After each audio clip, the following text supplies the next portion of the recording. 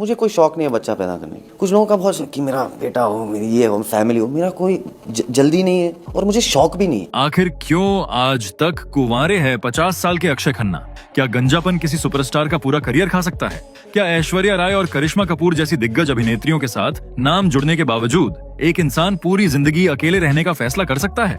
और आखिर कैसे 11 बैक टू बैक फ्लॉप फिल्में देने वाला एक भुला दिया गया सितारा आज 2025 में इंडियन सिनेमा का ऑरा मैन और भारत का किलियन मर्फी बन गया है? दोस्तों, आज हम बॉलीवुड के उस सबसे रहस्यमयी और अंडररेटेड एक्टर की कहानी की परतें खोलने जा रहे हैं जिसने कभी स्टारडम के पीछे भागना छोड़ दिया था, लेकिन आज स्टारडम खुद उसके पीछे भाग रहा है। यह कहानी है विनोद खन्ना के बेटे अक्षय खन्ना की, जिसके पास न कोई पीआर एजेंसी है न सोशल मीडिया अकाउंट, लेकिन फिर भी क्यों आज हर जुबान पर उन्हीं का नाम है।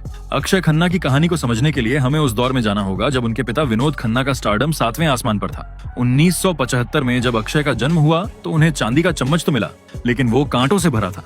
अक्षय का बचपन किसी फिल्मी ड्रामे से कम नहीं था।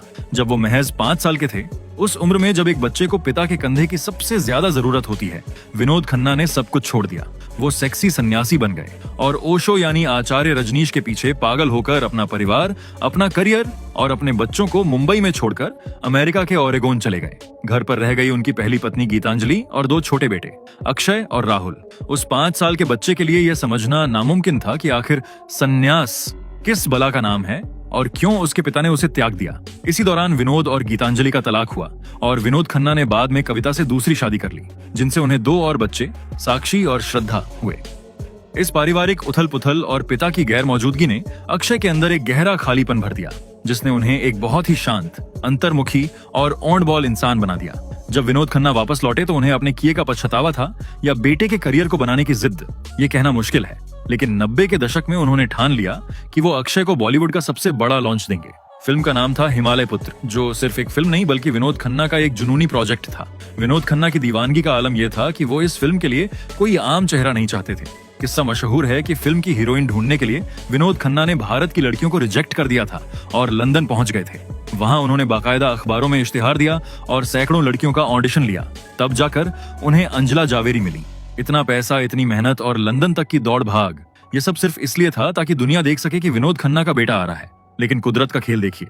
रियल लाइफ में फिल्म की कहानी एक बेटे अभय द्वारा अपने खोए हुए पिता को ढूंढने की थी, जो असल जिंदगी में अक्षय के दर्द से डरावनी हद तक मिलती थी। 1997 में जब फिल्म रिलीज हुई तो उम्मीदों का यह हिमालय ताश के पत्तों की तरह ढह गया। फिल्म बॉक्स ऑफिस पर औंधे मुंह गिरी और अक्षय खन्ना का पहला ही कदम एक बड़ी विफलता बन गया। सन 1997 अक्षय खन्ना के लिए किसी विडंबना से कम नहीं था। एक तरफ उनके पिता की अरबों की लागत वाली हिमालय पुत्र बॉक्स ऑफिस पर दम तोड़ चुकी थी, लेकिन उसी साल कुछ ऐसा हुआ जिसने सबको चौंका दिया। जेपी दत्ता अपनी मल्टी स्टारर फिल्म बॉर्डर बना रहे थे। अंदर की खबर यह है कि जिस रोल सेकंड लेफ्टिनेंट धर्मवीर ने अक्षय को स्टार बनाया, उसे पहले सलमान खान, आमिर खान, अक्षय कुमार और यहाँ तक कि अजय देवगन ने ठुकरा दिया था। इन बड़े स्टार्स को लगा कि सनी देओल के सामने वो सिर्फ साइडकिक बनकर रह जाएंगे, लेकिन जो रोल इन दिग्गजों ने छोटा समझकर छोड़ा, वही अक्षय के लिए जैकपॉट बन गया। बॉर्डर ब्लॉकबस्टर साबित हुई और जो अवार्ड उन्हें अपने पिता की फिल्म से नहीं मिला, वो इस मल्टी स्टारर फिल्म ने उन्हें दिला दिया। लेकिन बॉलीवुड इतनी आसानी से किसी को सिर पर नहीं बिठाता। बॉर्डर की सफलता के बाद अक्षय पर शनि का ऐसा साया पड़ा कि उन्हें इंडस्ट्री में बॉक्स ऑफिस पॉइजन कहा जाने लगा। 1997 से 1999 के बीच डोली सजा के रखना, लावारिस और कुदरत जैसी लगातार आधा दर्जन फिल्में डिजास्टर साबित हुईं। लोग कहने लगे थे कि यह लड़का सिर्फ मल्टी स्टारर में चल सकता है, अकेले अपने दम पर फिल्म हिट कराना इसके बस की बात नहीं। तभी एंट्री हुई शोमैन सुभाष घई की और फिल्म थी ताल। ताल में अक्षय का किरदार मानव इतना रईस और क्लासिक था कि उन्होंने अनिल कपूर जैसे दिग्गज के सामने भी अपनी अलग पहचान बना ली। और सिर्फ स्क्रीन पर ही नहीं, ऑफ स्क्रीन भी अक्षय का दिल कहीं और धड़क रहा था। यह वो दौर था जब अक्षय और ऐश्वर्या राय के रोमांस की अफवाहें उड़ी थीं। खुद अक्षय ने बाद में करण जौहर के शो पर यह कबूल किया कि वो ऐश्वर्या की खूबसूरती से इस कदर मंत्रमुग्ध थे कि पागलों की तरह लाइक अ ल्यूनेटिक उन्हें घूरते रहते थे। उन्होंने ऐश्वर्या को इंडस्ट्री की सबसे सेक्सी लड़की बताया था। हालांकि यह इश्क परवान नहीं चढ़ा, क्योंकि ऐश्वर्या का नाम उस वक्त सलमान खान के साथ जुड़ने लगा था। लेकिन ताल ने अक्षय को फ्लॉप फिल्मों के दलदल से बाहर निकालकर वापस ए लिस्टर्स की लाइन में खड़ा कर दिया। सन 2001 में आई दिल चाहता है ने बॉलीवुड को देखने का नजरिया बदल दिया। लेकिन इस फिल्म के पीछे की कास्टिंग का ड्रामा किसी थ्रिलर से कम नहीं था। फरहान अख्तर की पहली पसंद के मुताबिक जो आकाश का बेफिक्र किरदार आमिर खान ने निभाया, वो असल में अक्षय खन्ना के लिए लिखा गया था और ऋतिक रोशन को शांत सिड बनना था। लेकिन बॉलीवुड में बड़ी मछलियां अक्सर छोटी मछलियों का दाना खा जाती हैं। जब ऋतिक ने फिल्म छोड़ी और आमिर खान की एंट्री हुई तो आमिर ने साफ कह दिया कि उन्हें आकाश का ही रोल करना है।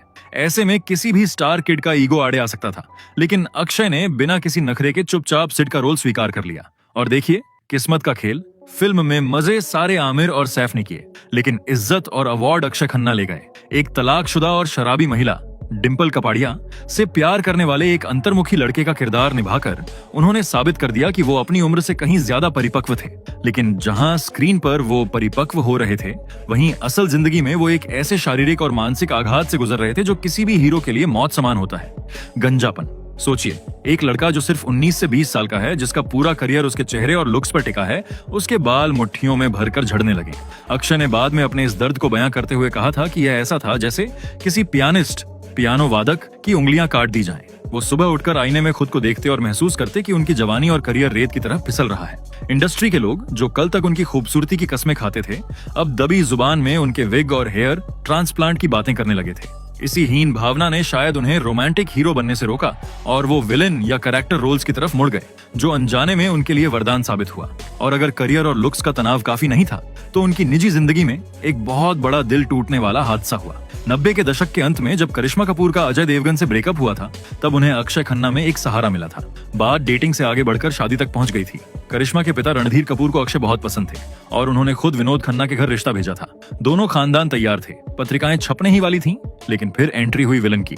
करिश्मा की मां बबीता उस वक्त करिश्मा के करियर की डोर अपने हाथ में रखती थी। उन्होंने देखा कि उनकी बेटी नंबर 1 हीरोइन है और अक्षय खन्ना की फिल्में लाइन से फ्लॉप हो रही हैं। एक क्रूर व्यावहारिक फैसला लेते हुए बबीता ने अपनी बेटी के सुरक्षित भविष्य के लिए प्यार की बलि से चढ़ा दी और यह रिश्ता हमेशा के लिए टूट गया।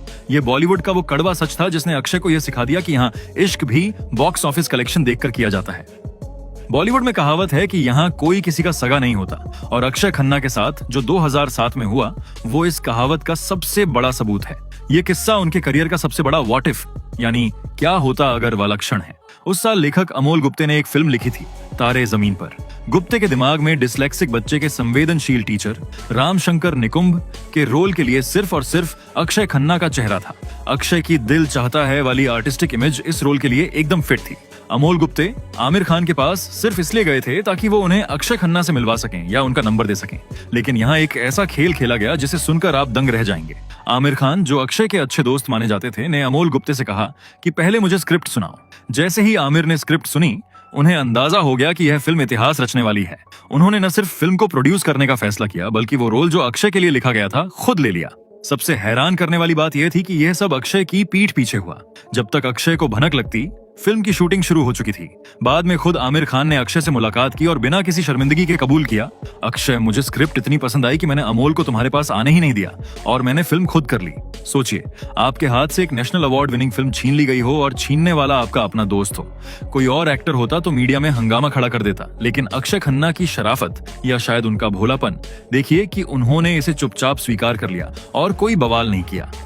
ये घटना यह बताने के लिए काफी है कि अक्षय खन्ना इंडस्ट्री के शार्क टैंक में तैरने के लिए कितने सीधे थे। वो टैलेंटेड तो थे, लेकिन उनके पास वो चालाकी और भूख नहीं थी जो खान तिकड़ी के पास थी। इस एक घटना ने उनके करियर का ग्राफ बदल दिया।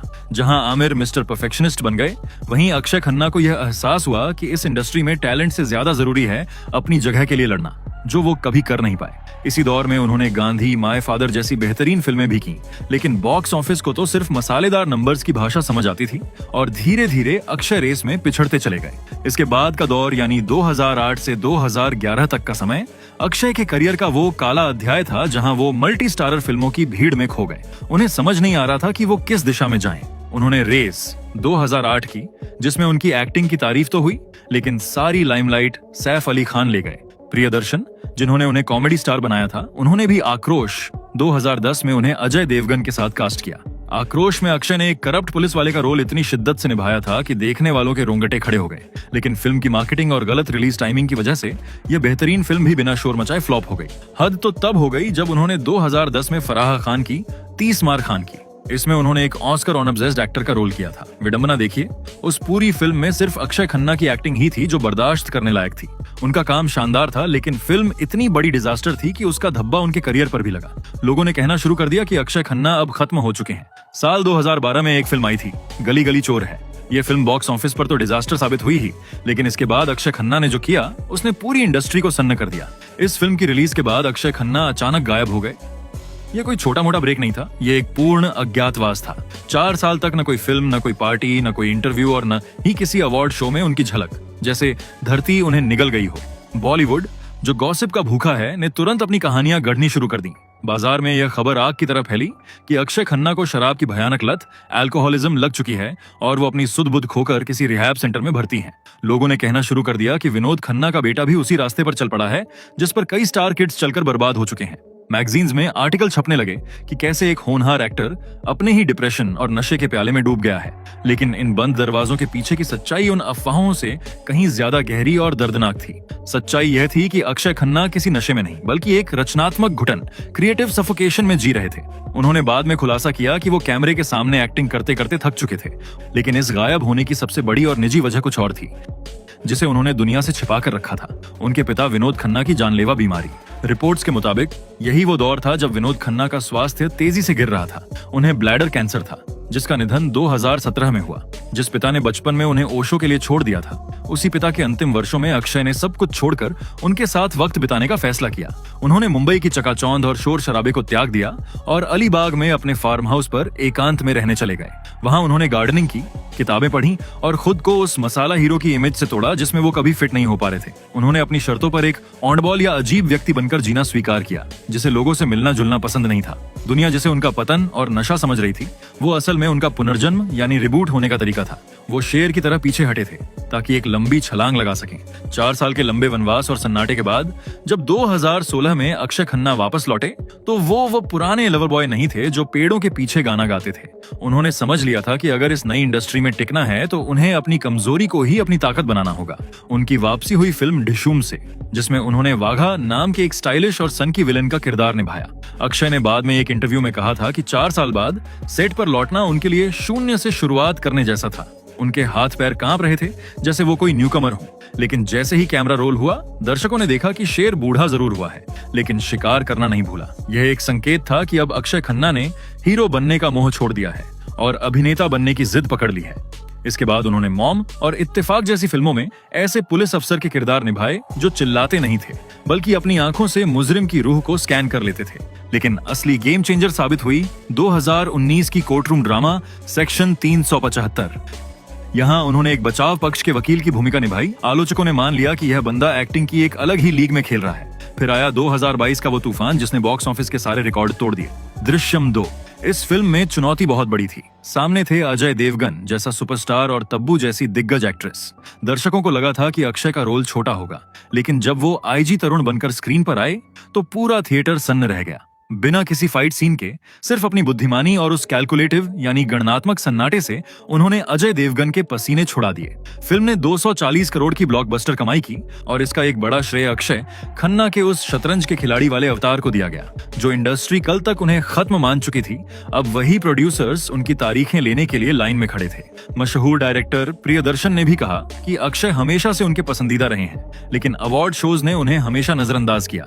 इस दौर ने साबित कर दिया कि अक्षय ने अपने गंजेपन और बढ़ती उम्र को छिपाया नहीं, बल्कि उसे एक ऐसे रौबदार व्यक्तित्व में बदल दिया जिसके सामने अच्छे अच्छे यंग हीरोज पानी भरते नजर आए। कहानी का क्लाइमैक्स आता है साल 2025 में, जब 50 साल की उम्र में अक्षय खन्ना ने वो कर दिखाया जो बॉलीवुड के इतिहास में शायद ही किसी एक्टर ने किया हो। एक ऐसा पुनरुत्थान जिसे देखकर यंग जनरेशन के स्टार्स भी कांप गए। फरवरी 2025 में रिलीज हुई ऐतिहासिक फिल्म छावा में जब विक्की कौशल छत्रपति संभाजी महाराज बनकर शेर की तरह दहाड़ रहे थे, तो उनके सामने औरंगजेब बनकर खड़े अक्षय खन्ना चिल्ला नहीं रहे थे, बल्कि उनकी खामोशी स्क्रीन फाड़ रही थी। आलोचकों ने लिखा कि उन्होंने औरंगजेब को एक कैरिकेचर नहीं, बल्कि एक चलता फिरता मौत का साया बना दिया।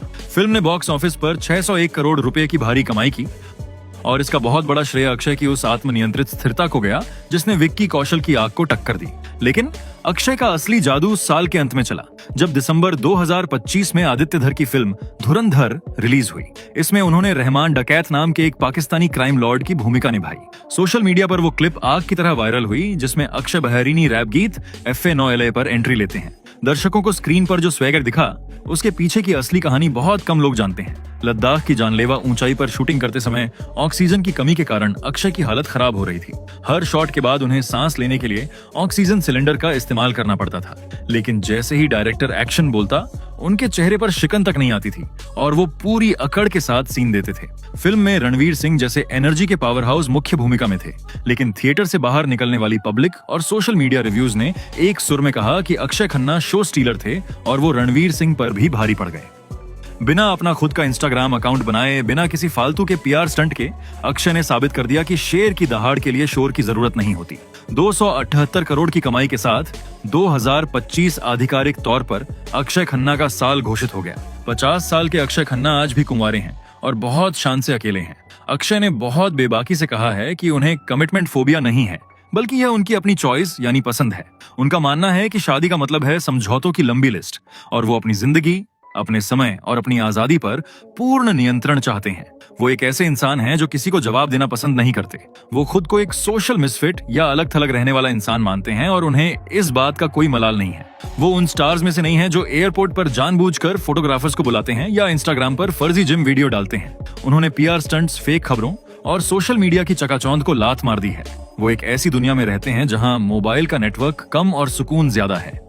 यही वजह है कि जब वो स्क्रीन पर आते हैं तो उनकी आंखों में वो गहराई दिखती है जो इंस्टाग्राम के रील्स बनाने वाले स्टार्स में कभी नहीं आ सकती। तो दोस्तों, यह थी कहानी विनोद खन्ना के उस बेटे की जिसने हिमालय पुत्र की विफलता से लेकर धुरंधर की सफलता तक का सफर अपने दम पर तय किया। अक्षय खन्ना ने साबित कर दिया कि स्टारडम का मतलब हर वक्त चमकना नहीं होता, बल्कि सही वक्त पर जलना होता है। उन्होंने अपने गंजेपन को अपनी कमजोरी नहीं बनने दिया, बल्कि उसे अपनी पर्सनैलिटी का हिस्सा बना लिया।